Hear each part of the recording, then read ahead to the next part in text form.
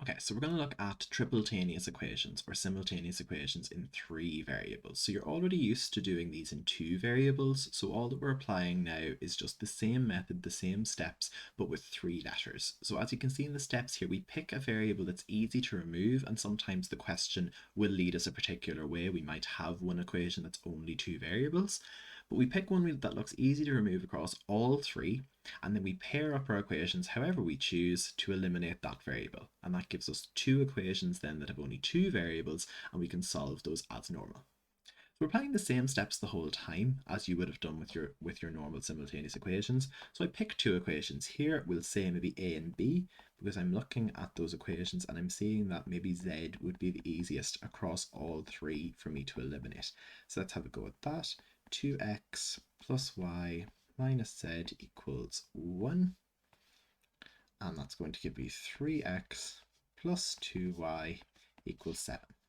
Then picking for my next two, I might go with B and C this time, because again I have to stay consistent. I'm going to have to eliminate z again, and it just looks like this might be the easiest one for me to eliminate z on.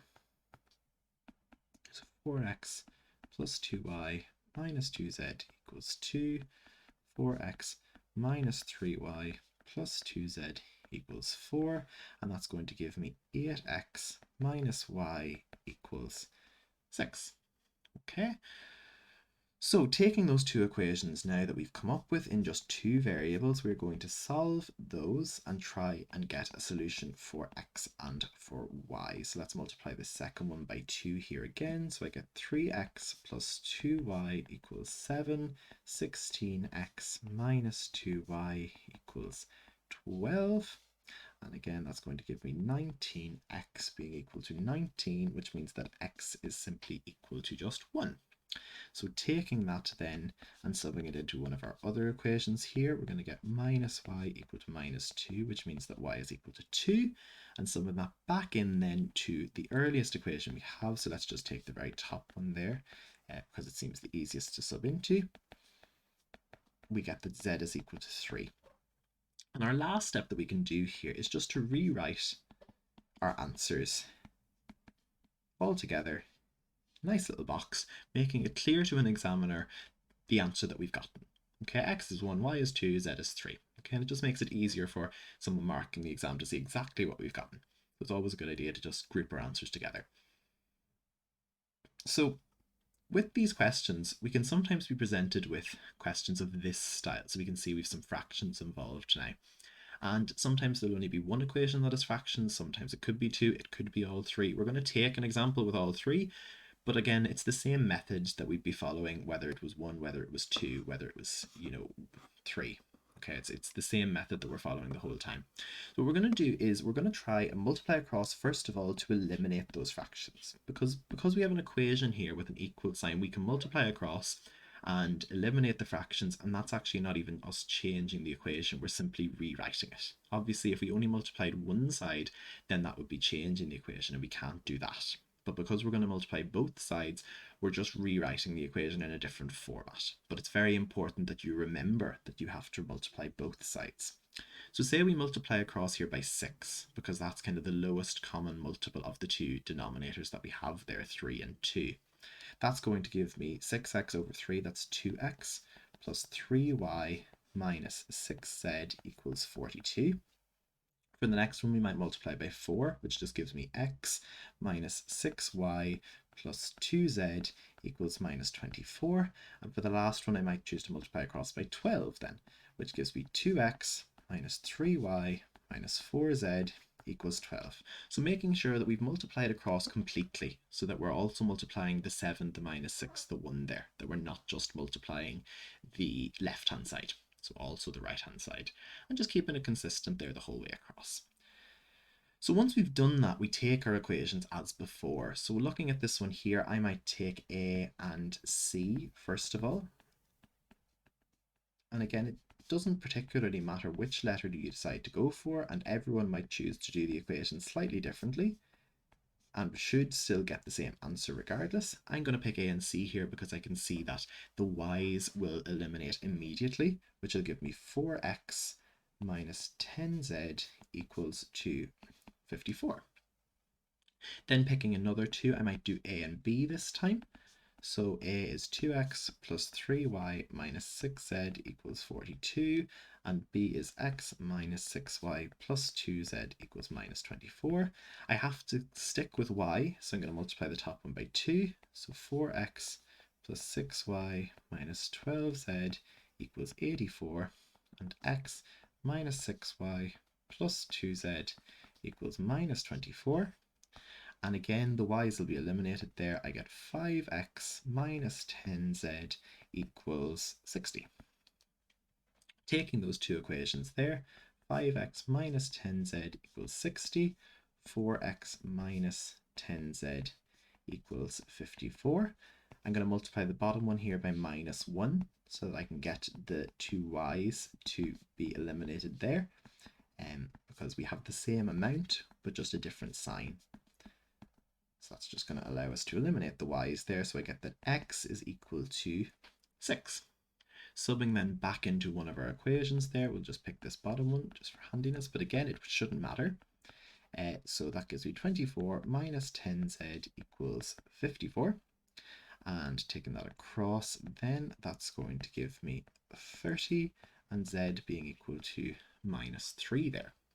Okay, so we've got x is 6, we've got z is minus 3. Again, picking any of our values here, I'm just going to pick b there just because I can see it quickly. And subbing in for x and subbing in for z. Okay, and multiplying everything out there again, obviously. It's 24, so I'm going to get minus 6y equals minus 24, which means that y is equal to 4. And as before, let's just write out our answers there. Okay, and our three answers, 6, 4, and minus 3. So same as with our usual ones, okay? We're just picking a letter, we're eliminating. I suppose the only difference there was our fractions, but we were able to eliminate those before we started our equations. And you can see that we don't even have to go back to those ones when we're subbing in to solve for our values. If you'd stuck with the fractions and tried to just solve your equation like that, you again still would have got your answer right. Okay, you absolutely would have done. I suppose it's just that eliminating the fractions definitely makes it a lot easier for us, and you're less likely to make a mistake. So even though you might think, yeah, I absolutely can do it with the fractions, don't give yourself more opportunities to make a mistake, because these sort of questions, you know the method, and it's the small mistakes that you could make just in calculations, and they're going to be really, really kind of multiplied. I suppose the mistakes that you could make are going to just be furthered if you're using fractions, whereas if you're using whole numbers, it's, I suppose, ideally a bit easier. Whether it actually is depends, I suppose, but ideally. Okay, we're going to look at two exam questions I think I have here. Yeah, so we'll look at these two exam questions quickly. So with this first exam question, what we can see is that one of our equations is only two variables. So that tells us that when we pair up the first two here, if we call them a and b, we're going to have to eliminate y because our last equation has no y value in it. Now, the other thing that we could do is take this equation and sub it into the other two and end up with just two equations in maybe y and z there. So we have two options available to us. I'm going to just go through the version where we maybe eliminate the y because I think it's the most straightforward and the most kind of obvious one for us looking at the question here. So let's just take a and b there. So 2x plus 3y minus z equals minus 4. And 3x plus 2y plus 2z equals 14. So again, we have to try and eliminate y here. So I'm going to multiply the top one by 2. I'm going to multiply the bottom one maybe by minus 3. Okay, so 4x plus 6y minus 2z equals minus 8. Minus 9x minus 6y minus 6z equals, and then 14 by 3 is, the tables have gone a bit wonky, minus 42. Okay, so let's see, so that gives me minus 5x minus 8z equals minus 50. Okay, now we can take the other equation that we have here, we'll just write it underneath. X minus 3z equals minus 13. Let's just multiply this bottom one by 5, I suppose. So I'm just going to keep going underneath here. Because our last equation is already only in two variables, it just saves us that little bit of work, I suppose. minus 15z equals minus 65, I think. Yeah, 65. Okay, and that is going to give me an answer on this side of minus 23x, or z, sorry, minus 23z equals minus 115. And that means that z is 115 divided by 23, which we hope is a whole number, and it is 5. Ideal. Okay, again, we sub back into one of these equations. Let's just pick this second one that was in the question because we only have one value of x. Again, we hope that it just makes it easier for us, but it doesn't actually matter which we would choose. Minus 13, and we get that x is equal to 2. And then again, we just sub back into one of the earlier ones. I'm just going to pick that second one there again because I can see it on my screen as I'm writing the other one here. And as I say, with these questions, the person beside you could do it a completely different way, pick the completely different equations, but you should end up with the same answer regardless. That's kind of the idea with these simultaneous equations. The best way, I suppose, to check our answers, obviously, is to sub our whole equation back in, to sub your letters into each equation at the end and make sure that it does work out. And that's kind of the only way that we can be sure that these will work out for us. And we get there that y is minus 1. So we get x is 2, y is minus 1, and z is 5. Okay.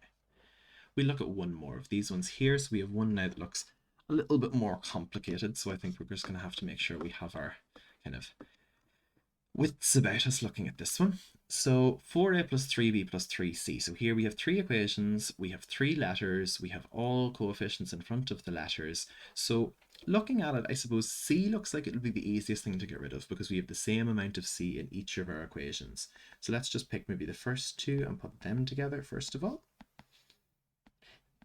807, 28a plus 9b, again plus 3c, equals 879. So what I'm going to do is I'm going to multiply the top one by minus 1, just because we have kind of less in each instance there. So I'm kind of prioritizing maybe keeping my equation as all kind of positive values and coefficients, just because I think they're a little bit easier to work with, but that mightn't really be a priority for you, but that's okay.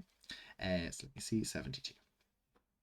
Okay, again, let's go with maybe B and C this time. Okay, it doesn't really matter. Maybe we'll do A and C this time. So 4A plus 3B plus 3C. We're just going to do the same idea this time, taking the second one there. I'm going to multiply this one by minus 1. So I get minus 4a minus 3b minus 3c equals minus 807. 76a plus 15b plus 3c equals 663. And again, that's going to give me 72a plus 12b. The c's will cancel out. And then if we do 807 minus 663, I get 114. So it's going to be a negative 144. Yeah, negative 144. Okay. Taking my two equations now. 24a plus 6b equals 72. 72a plus 12b equals minus 144. I do always think that when we're working with equations like this that are in larger values, somehow it becomes, I think, even easier to make a mistake. So we just have to be very careful that we don't, as best as we can. So in an exam, there's obviously marks going the whole way down here for all of your work. A lot of the time it's marks maybe for getting these two equations out correctly, would be maybe your very mid credit, and then getting this last one out would be your kind of high partial credit, and then getting all the values out would be your full marks. But it's just kind of keeping ourselves consistent and then not giving ourselves a chance to, not 23, 24, yeah, not giving ourselves a chance to kind of end up with a mistake here somewhere. So if I get that value out, so let's do 288 divided by 24, which gives me 12. So A is going to be minus 12 there. Again, subbing back into either of these ones here, it doesn't really matter. We'll do this one. So we get 6b is, let's see, 24 by 12 is 288.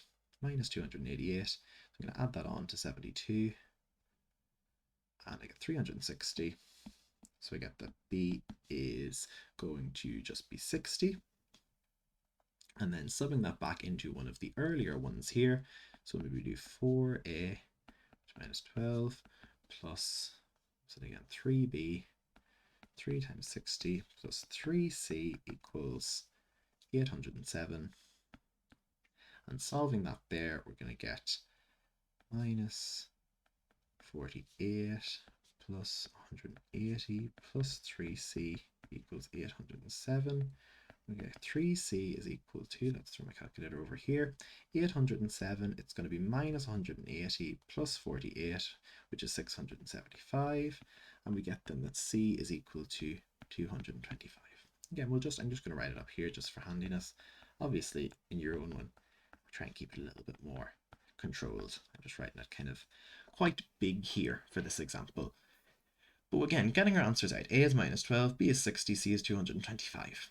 So I suppose we always like to see whole number answers because it's a good sense for us that we're working it out. If we were to get a fraction, it doesn't mean that we're wrong, but we can always check by subbing back into some of the other equations. So say we picked the second equation here. If we subbed in our values for a, b, and c, we should end up with 879. And if we don't, then something has obviously gone wrong along the way. So it's a good way for us to just check and see. With these equation ones, they can just be long. That's definitely one of the big parts with them. They can be quite long-winded and it's easy to make a mistake along the way in them. So the main thing is just to keep consistent as you're working down, really going from step to step, make everything clear, try not to do too many steps at once, and just really, really going through it with a fine-tooth comb. If there's some issue that you've made, just really, really trying to follow it through from the start. But as I say, your marks are going the whole way down. So just try and be consistent. Even if you think you've made a mistake, just keep going. Show that you know the other steps then as well. But they're definitely ones just to take slowly.